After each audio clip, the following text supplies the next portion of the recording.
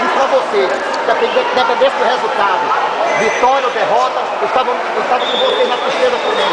Mas nós estamos na alegria hoje comemorando, mas com humildade também. A gente vai comemorar depois, nós estamos todos aqui agora, depois. A gente vai comemorar isso aqui, entendeu? E agradecer, vamos fazer um para outro Pai Nosso, todos nós.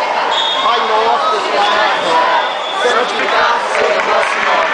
Venha a nós o vosso reino, seja feita a vossa vontade, assim na terra como no céu. O pão nosso de cada dia nos dai hoje, perdoai as nossas ofensas, assim como nós perdoamos a quem nos tem ofendido.